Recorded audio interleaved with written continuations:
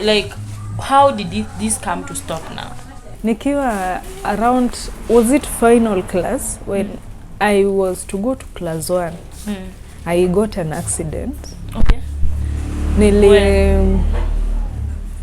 Si home. Okay, like accident. Like tukwanga tunapenda kuomba lift.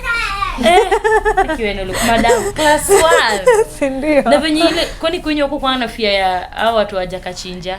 Si ilikuanga but when tulikwanga tunaomba lift, si ni watu wa village. Juu tulikwanga si tukwanga tunatoka at final class tulikuwa tunatoka shule 1. But when tulifika class 1 unaona you go home, you come back hadi around 3 up. So I think hii time nilikuanga niko final class. So nikaomba lift kwa bike. Zile bike kubwa. Sasa zilikuanga na place pa mtu kukaa. Sasa the guy mwenye alikuwa amenibeba from home, I call him my dad. Though sasa ni relative wa ndani wa babangu. So venye nilimuomba lift, it happened brake ilikatika. Wow. Okay. And then mimi sasa nilikuwa sijui nimekaa aje. Nikaingiza mguu sasa kwa ile wire. And then tulikuanga kwa rido hivi. Mteremko. Tulikuwa kwa mteremko. Sasa si tumetoka from school and then there's a place unateremka hadi chini ndio. Hapana, si ndio ufike home, ndio ufike sasa on a flat road. Sasa tumekuja huku na mimi nikaingiza mguu when we are just about to start hii mteremko na nimeingiza mguu hapa. So unajua na venye na brake yake imekatika. Sasa venye inaendelea kuenda, mguu inaendelea kuregre hivyo. So tukafika huko chini kabisa. Sasa unajua pia yeye juu sasa brake imekatika, alikuwa anaenda mbio and I think somehow he didn't even was not even hearing me cry. So tukafika mahali kuna sasa msee tukakutana na yeye pia alikuanga na bike but alikuanga supplier wa bread. Sasa yeye ndiye akaambia mtoto anaumia hapa nyuma yako. Sasa venye akaangalia ndio akapata nimeshakatika. And that time like unaona like hii alamu ijaisha hadi saa from final. But sasa nilikatikanga a big place. So that thing cuts. So huyo msee akanipeleka hosi. Nilichukua sweta yangu nikafunika nayo kwa damu ilikuwa inamwagika mingi. Nilikuwa nimekata hadi sijui inaitwa layer. The vein. Ilikuwa imekatika. So damu ilikuwa inamwagika mingi. Sasa akanipeleka hosi nikatibiwa. So I think this because of the pain hata sikuwa naenda shule. Sikuwa naenda shule. Nilikuwa home. Now it forced my mom aache kwenda job. She was nursing me. So nilikuwa naenda hosi every day. Napelekwa hosi. Nafanywa check. Na alikuwa ananibeba. Alikuwa ananibeba kunipeleka na kurudi. Bibi yake village. You didn't know she's carrying some people's wife. Pero naumia kwa village. Ndio sasa. So I think I'm just realizing that was the first step towards the change. Because hiyo nayo ilibidi nikae kwa mlango. Hata kuoga she used to bathe me na sikuanga nafaa kusimama like ilikuanga nikae anioshe na maji siende hapo. So with the time ikafika time yenye so I think hiyo final class ni kama sikusoma yote because most part of it nilikuwa home nikiwa nursed. So ikafika point yenye I could now work with vijiti huko hata crutches za kunanga tunaonanga huko na vijiti. So I would work with vijiti. So I think nikienda watu wakienda class 1 nilienda shule sasa kama watu wameshafunga kufanya exam ndio niende class 1. But nilienda kama natembea na hizo nini. But I think ni luck tu nilienda tu class 1 kama I don't even know how I performed. I don't even know how I performed. but huyo mwalimu mwenye alikuwa anatufunza hiyo wakati, she's still my friend hadi sahi. Alikuwanga mzuri sana. Yeah. So I think hiyo time iliniweka chini, like singeweza enda sasa atio. Sasa uko na pain unafikiria aje saa ngapi pleasure. So it was God's way of maybe bringing that break in a way that you don't know. Okay. So venye class 1 ilikuwa inaanza, nilikuwa naenda shule. Kidogo natembea tu polepole, so they used to understand. Kwanga naenda class 2, nikaenda class 3, nikasoma class 3 nikamaliza, and then now my dad alidecide niende nisome in town now where I was. Okay. So I went to stay with him. Now it also happened when I got to town, like sikuwa najua kuongea Kiswahili, sijui kuongea English, najua tu Kijaluo. And you realize like in Kisumu town unapatanga not everybody mwenye anaishi huko ni Mjaluo. Okay. Unapata kuna Wakisii wanafanya kwa kazi, Wakikuyu nini. So kwa ploti watoto wanaongea Kiswahili. Okay. But mimi hujui hata moja. Sijui. Unajua Kiswahili ngapi? Ngo najua habari yako. Ngo najua how are you. Hizo ndio nilikuwa najua. Nilikuwa najua salamu because niliwatchingi kwa Pengle. Pengle. So Pengle swaps Kisumu pia. Okay. So, now that I didn't use okay.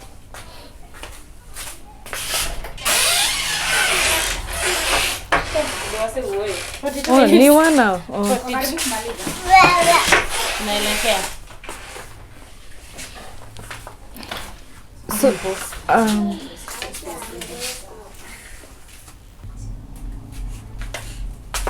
Tuliachia. Nakumbuka. Nilikuanga nimeenda town. Nilikuwa nimeenda town. So, siwezi ongea na mtu. Kwa sasa sielewi lugha yenye wanasema. So just play randomly kama kucheza ball. You don't need to talk. You just run. Just play and run and so that was the next step. I remember nikienda even class, sikuanga najua kuongea na watu. Aya, so ungenyamaza. Like nilikuanga na nyamaza because if I talk, nitapewa disc. Your body language is not favoring you. But of course, kuna day niligombana na boy mwingine hapo. In mother tongue of course. Ulichapwa after kwa disc. Of course. Kwa ukisha baba disc kiboko tu. So in class 3 I realized kwa class watu wangechapwa. Okay. But unaona ilikuwa tu zile vitu zenye watoto, ile yenye mtu anasema tu ile ndemwa na nini. Okay. So mwalimu angetuchapa tu ndio watu wasikwe na ninio, like watu wasikwe na hiyo mind. So watu wangechapwa. Sasa mimi hiyo wakati nilikuwa hapo I'm just wishing. Si hata mimi niitwe ndemwa nani. Aya. Sasa hizo unaona klasi yako bado iko hapo. Lakini sasa si fit in the group. Unajua ni cool kid. Yeah. I don't even belong. So it went on. So at home my parents walikuwa majorly they were concerned na my performance. Because the only thing I knew was mathematics, which did not need English or Kiswahili to understand. So in mathematics I would score 90s, but in English and Kiswahili niko na 24, 25. Na hapo makio kuna composition, kuna paper sijui gani dictation, kuna writing. Yani vitu ni mingi na bado na zote zikiadiwa inakuja 24. So ikaendelea hivyo. Class. So my parents majorly their concern was my academics. By nini ilikuwa imeisha ama bado ilikuwa inakuja basi sawa? Ni kama tu ilikuwa ime reduce kabisa. So like okay, the part yenye ingekuwa inakuja ni hiyo ya kutamani tuwe pia uchapwe juu uko na boy. But of course you don't fit. So now there's a time like as I said, my parents' house, majorly their concern was my academics. So nilikuwa napewa tuition, kila mahali. Nikitoka shule, yani nikukaa tu chini nasoma. But it helped me, because sasa ukaanza kurada nilikuwa nafunzwa Kiswahili sasa. Strictly. Napenda kutembea. Ngeli ya kivi. Kwanza nafunzwa Kiswahili. English composition. Kwanza nimewekwa by the every night lazima niandike composition. Nini? So, there's a time sasa auntie yangu akarudi, akapata kama napiga story na boy mwingine hapo. Boy alikuwa tu anatengeneza nyumba ya dogi. Nyumba, alikuwa anatengeneza nyumba ya hao yetu. Sasa mimi hapo kadogo sasa mimi nikapanda kiti, nilikuwa naongea naye. Sasa hivi venye alikuja, akadhani tunakatiana hapo. Okay. Nilichapwa. Nilichapwa hiyo wakati. Na sasa hiyo time like hata kwa akili yangu hakukuanga na like hata sikuanga nafikiria kudate nini. Siku like ni kama tu venye sasa nilepatanga. Haikuanga futi, ilikuwa mtoto but alikuwa anatengeneza au ya dogi yao. Alikuwa mbai dogi. So like I think venye tu like you change ilikuja tu na lot of things. So like nilianza sasa kuperceive watu in a way such that sikuanga nawaona like sasa hao ni watu wa kudunia. Nilikuanga tunaongea tu randomly. But of course watoto ni kina nani? Mtu atakuja tu aseme na nini demu nani na nini demu nani. Sasa hiyo nayo ni kwa plot. So hiyo day nilichapa sana. na huyo boy hata peace of mind yako. Si ndio, na huyo boy hata kwanga boy wangu alikwanga tu like tulikuwa tunachat hiyo wakati hata random. Another time there's a time nikitoka shule like ni kama nili at class 3 nilikuwa nimeshaanza kuwa na breast. Kwa nimeshaanza sasa mwili pia imefosiwa tu nini. Nilikuwa nimeshaanza haraka. Nilikuwa nimeshaanza kusweat. Nini? Sasa nilikuwa nikirudi home no. Hiyo ni harufu gani? Sasa nimeanza kusweat. Hata kwa akili yangu hata sijui kuna kuanga na kusweat. Sasa hadi mimi like nashindwa sasa nijidefend aje. Okay. So there's a time also nilichapwa. Mwenye nilikuwa naishi naye, she was thinking that I used to engage in intercourse na watu, ndio maana nilikuwa narudi kama nanuka hivi. But it was just normal sweat. So there's a day nikawaambia sasa acha niwapeleke penye umse anakwanga. Sasa mimi niliplay along. Na literally hakuna penye nilikuwa napeleka. Sasa kufanya wanataka kujua hiyo. Sasa si mimi niliwaambia, sasa sijui nilikuwa nachapwa. Nikasema sasa ndio nisichapwe zenye zilishapita. Ndio nisichapwe. Nikawaambia acha niwapeleke. Sasa ndio nisichapwe, nikawaambia nitawapeleka huko penye mtu anaishi. Na kuna mtu, it's just a normal sweat. But now that I'm in class 3, nobody expect that mtu wa class 3 unafaa kurudi una sweat. Una sweat nini? Hawajui. Mwili ilishaumizwa nyuma.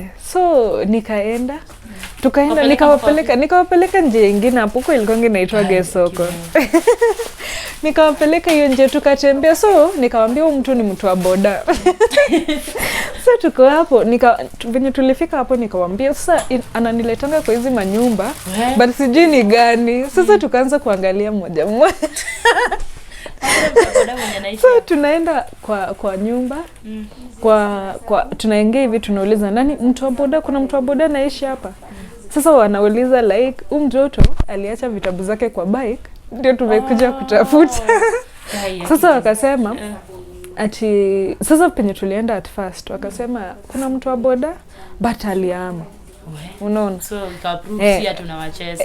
Sasa si kuna wakatuambia but mnaweza angalia huko nyuma kuna mwingine anaishingi. Sasa venye tulienda huko tukapata huyo mtu hayuko.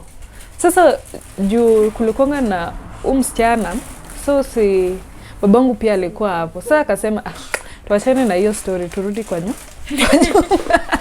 Sasa venye tumerudi hiyo ikaishanga hiyo. Unataka mtu wenyewe auliwe. Sasa ingepatwa na ungesema si hakuna mtu alikuwa anaenda kupatwa. Si like unaona, si ni mtu wa boda, si nikienda. Sasa si hata yeye anijui. Sasa si atasema tu sijaiona huyu. Na hata mimi niseme si yeye. Si mimi nimewapeleka place na nikawaambia ni hizi manyumba unaletwanga kwa nyumba hizi. Na sijui ni gani. Sasa like ilikuanga tu like ku play along. Sasa viboko zilikuwa zimenitosha. So another time nikadanganyaga ati kuna kazini yangu mwingine hapo. Sasa nikauliza anakupeaga nini? Nikamwambia ananipeanga 20.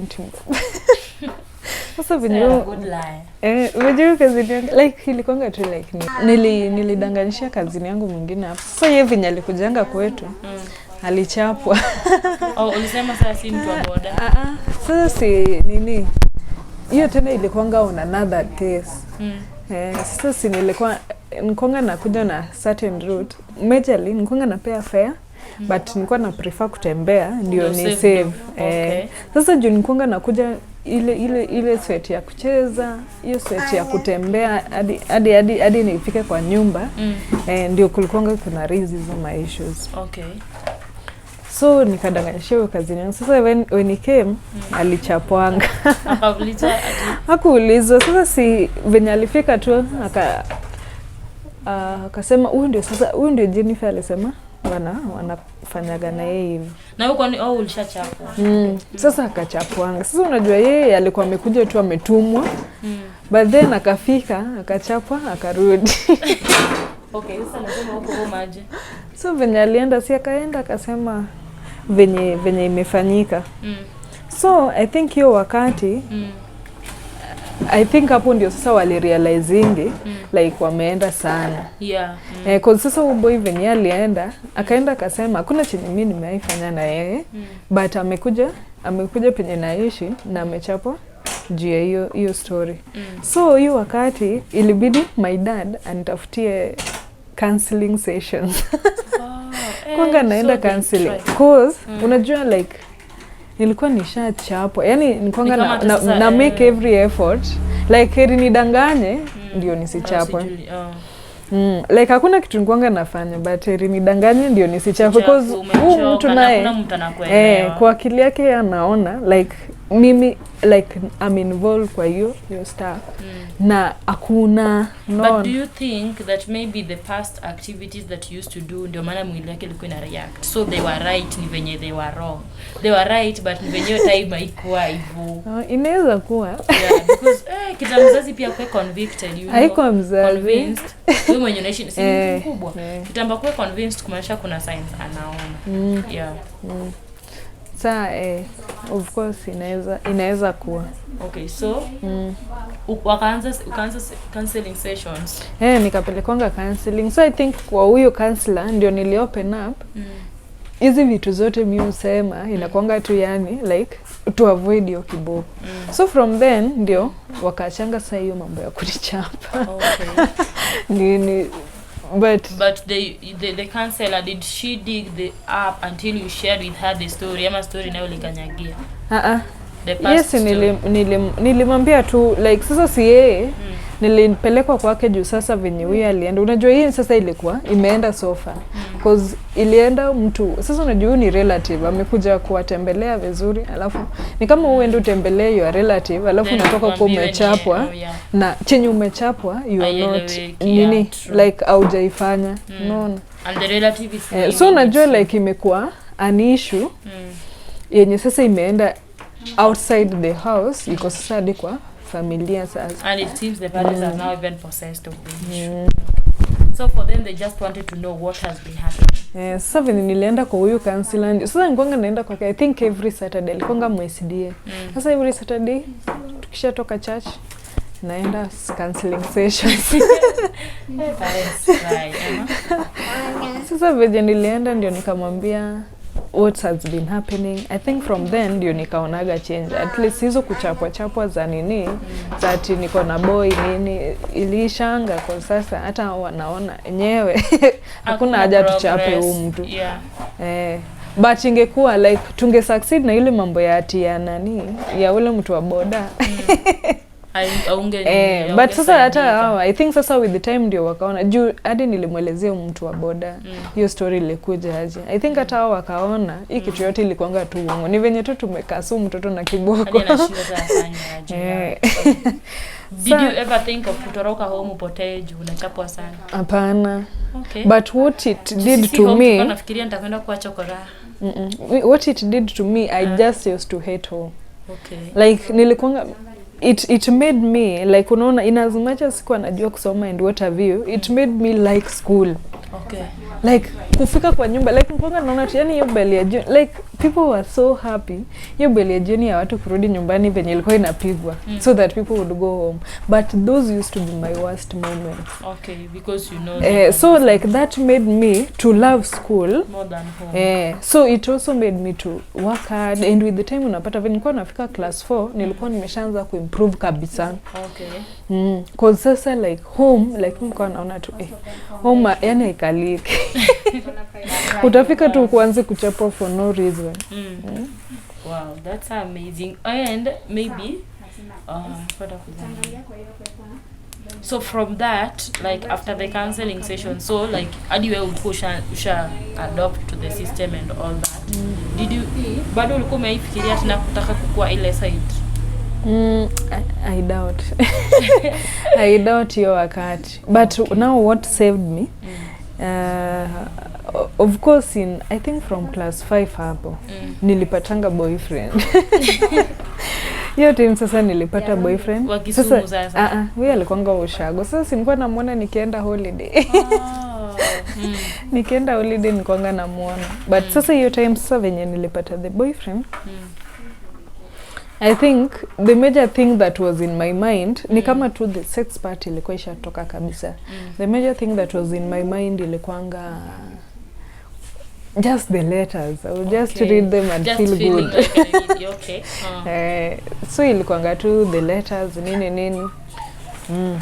But nothing like intercourse. So it just grew like that up to now that you are here. But it happened. Sasa I think hiyo wakati ndio nikaanza kukua hiyo wakati ndio nikaanza kukua like sasa I wanted mtu mwenye ni personal like nilikuwa nataka mtu mwenye ni personal. Because of course nilikuwa nimeshapitia vitu mingi by then. So like akili imeshafunguka kitambo and I'm still young. So venye I realized that the guy had another lady. So what happened? Nilimdrop. When I dropped him, I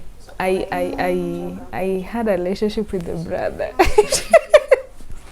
That one was at Yes, sasa nilikuwa class 7. Nikakuwa na relationship na the brother. So ulianza kudate ukiwa class 7? Yes, ilikuwa class 5 nilikuwa na huyu and then nika realize hapo na dem mwingine nikamwacha nikachukua the brother yake. You met the story.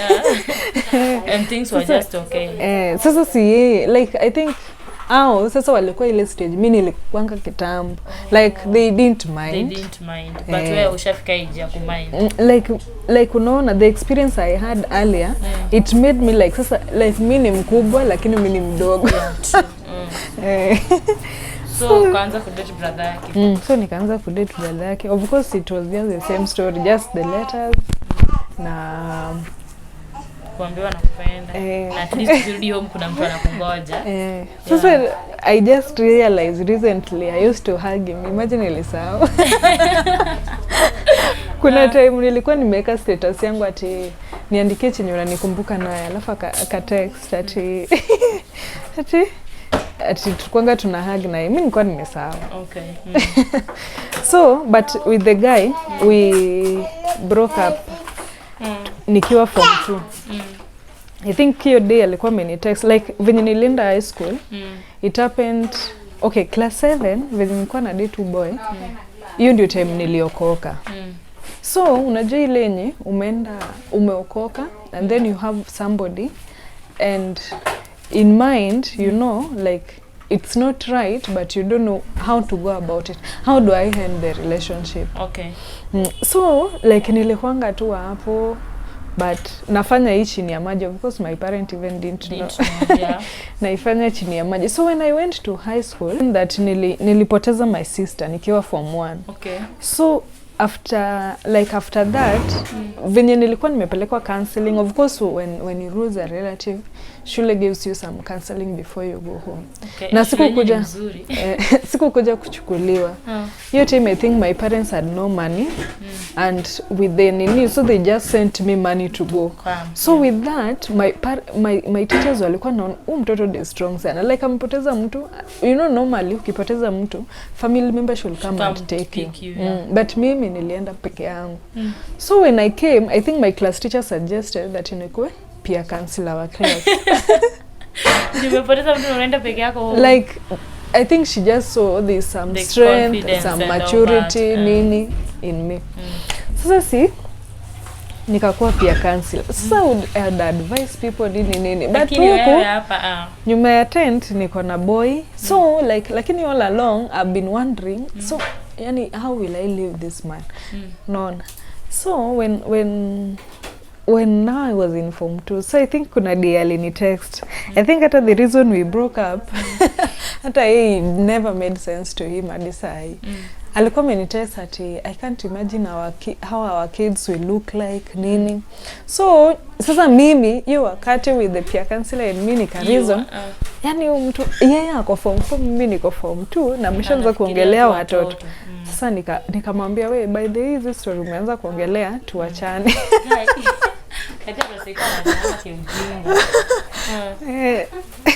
So like it didn't make sense to him kabisa at all. Mbona tunaachana? Mbona tunaachana ati juu ameniambia kitu kama hiyo. But of course that is what happened. Tuliachana naye. I got a friend now mwenye ni boy anaitwa Steve.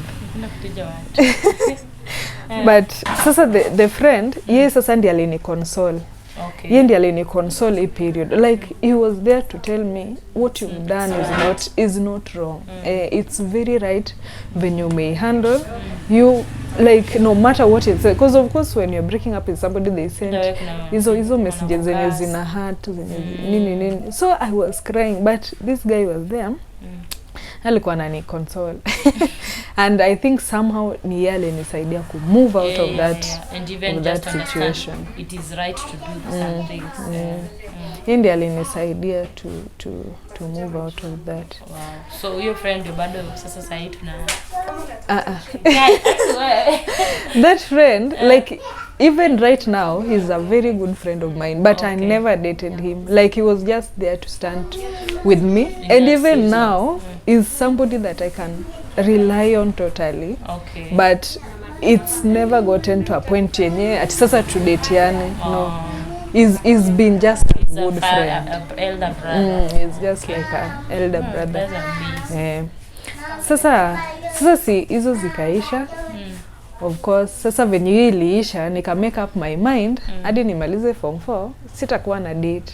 But of course Makiwi time yenye nimejiambia hivi I got in an entanglement with men.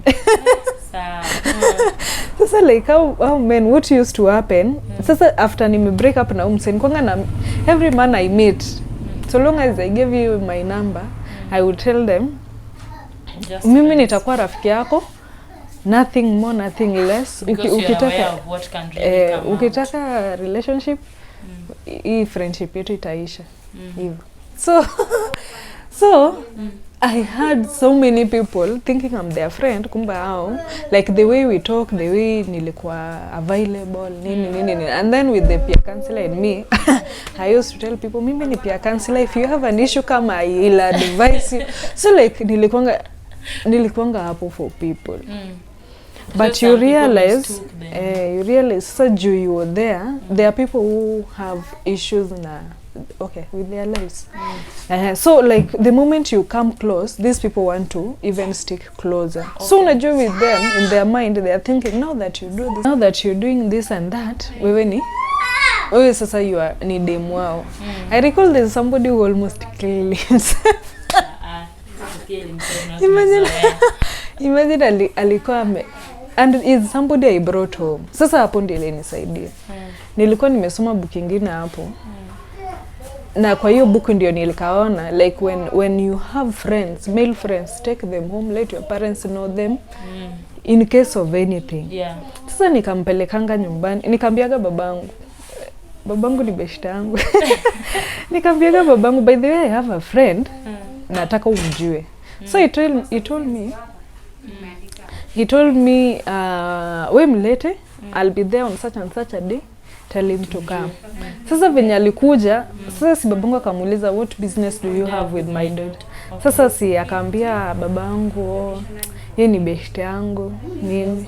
So it happened, sasa there's a day, sasa nimeongea na nilikuwa naongea na boy mwingine hapa. But nimeongea for long, so I wasn't picking his calls. So when the call is done, napata amenitumia message ati don't even tell me, I know. So I'm wondering, what do you know? So ako like, unataka nijiue nini? Like yeye, mimi ni demu wake na mimi sijui mimi ni demu wake. Ati unataka nijinyonge nini? Sasa akaanza kuniambia anataka kujinyonga. Na he was somebody who was suicidal. Like you ni frightened because he's somebody who had once attempted kujiua. Alihai kula rantandrad. But akapatikananga, akapelekwa hosi. So venye mimi aliniambia anataka kujinyonga, like nilikuwa naogopa. Na unajua hiyo time niko form 2, mimi ndio niko hapo na counseling yetu. Alafu ati sasa mtu anajinyonga juu yangu. Sasa hiyo ilinisumbua. But then I think it just came to my mind, nikaamua acha nipelekee my dad the phone. So babangu akasoma hizo vitu, akaniambia hebu kuja hapa. Akaniuliza, what is this I'm seeing? Nikamwambia, unakumbuka the guy who came here? Sasa huyu yeye ndiye ametumia hizi vitu na anasema anataka kujinyonga. Babangu akaniambia niambie umseajinyonge. And then hiyo wakati nilikuwa close na my godfather. So nikamtext pia. Yes, sasa nilimforwardia the messages. He also advised me the same. So nikaambia, oh boy, sasa wewe you are old enough, ukiamua kujinyonga, we jinyonge. Like I think to him he was still also blackmailing. Like it was not like he meant whatever he was saying. Alikuwa tu anataka nisikie vibaya ndio nimrudie, unaona? Hata namrudia aje na mimi hata simdate. Akasi ndio so I think even ndio niliachana na yeye. It also happened there's also a friend of mine. Nilikonga tu beshi yake, but sasa yeye pia alikuwa anafikiria mimi ni demu wake. Pia hiyo ikaisha. Hivyo I think they were around 3. Wow, okay. Naona mrembo mwenye tunaye hapa. Hakuna. They were around 3 like shida ilikuwa, I think nilikuwa very close with the men than ladies. They were feeling hapana. I also had female friends. Oh, you are so close and wanaona ni kama umejicommit. Wanaona ni kama nisha commit kwao. So like they are just waiting mimi siku moja ni open up niseme mimi ni demu wako. Sasa kuko kwenye wastani wanasema si like ile yenye ananiuliza, cause of course when we are starting si nimewaambia mimi I don't expect you nikatie nini. Sasa ndio wana expect. Okay, probably I just say now sai like sasa mtu naweza date mtu nini. Like that is if they were to say they are interested. But nili realize nilikuwa na hizo my entanglement, which I think right now just advise mtu like in as much as you're close, in as much as you can advise people, usikue too close na watu. Ukileta mtu karibu sana anaanza kufikiria like we ni demu wake. In as much as ya kuuliza, unajua there are people who just assume. The moment you are close with them they just assume we ni demu wao. True. I realized their relationships zenye hata zinaanza like nobody even said I love you, nobody even said, but venye tu relate with the time unapata ime move on. So like like you don't just be, in as much as you're there for people, usikue too close. Yeah, space kabisa. Wow. So that happened. Sasa hizo my entanglement, thank God ziliisha. Ziliisha. So that is the big story. So we are here and we thank God. And that is the journey. Wow, that's amazing. And as per now, are you dating? Okay, where are you now? Bado kwa form 4. Okay, nilimaliza form 4. Nilimaliza form 4 kitambo. So right now I'm almost done uni, of course. So right now I'm dating. Yes. But the guy nilianza kumdate lini? Nikuja first year. Nikikuja first year nilikuwa nimeshaanza kudate. So I remember huyo mse alikuanga anataka kujinyonga. There's a time alinipigia and then ako like, ati wewe umeanza kudate. Si ati ni wewe ulikuwa unasema utaki wanaume. Hapo amini. Lakini mimi venye like I think to me yeye alikuwa ameanza kuwa toxic. So the moment tuliachana na yeye, I think I just wrote him off kabisa and moved on with my life. Wow. So what can you tell us in 3 sentences? Conclude from that story. Second, I could mtu to follow na ajipe lessons zake. So you as the owner of the journey, what can you tell us in a very brief way? Okay, so maybe parents and ladies. Okay, so first I think to parents, let's not assume kuongelea mambo na sex with the kids. Like in as much as you can imagine, I was talking of my cousin, the lady. She was in middle class. That is somebody of around 5 years. And tukua tushajua hizi vitu. So don't assume that these people don't know. And the moment, the more you are assuming that they don't know, the more they go out there and people teach them their own concept that are not right. And they get involved in a lot of things. So don't assume that they don't know. And then, just as I had said, don't be too close na watu. As a lady, don't be too close, especially with the men. At least you have your boundaries. Yeah. Like I said, I'm dating now. Na the guy is somebody mwenye, like I can tell him at 9 ama at 8 that I'm at a male's house and he won't mind, cause he knows like these are distinction. I can't just interact with, say, Emmanuel as I'd interact with him. So like ukwe na that distinction kabisa. Laugh with people, be there for people, but don't be too close, such that mtu ataanza ku form some perspectives in mind that are not right. And then also mimi sijui niseme you wait on God. You wait on God because you realize, actually I realize like the challenge that I had when I was small, I think I can say right now when I look back, I can say ni God. Because you realize that the challenge I had when I was young, people are passing through it when they are teenagers or when they are in their early 20s. And it's even harder then for them to come out of it. You can imagine mimi yangu ilikuwa nipate accident. Alafu niende penye watu hata waongei lugha naongea. Alafu niokoke. Alafu hata nichapwe for men that don't exist. Alafu niokoke and then that was it.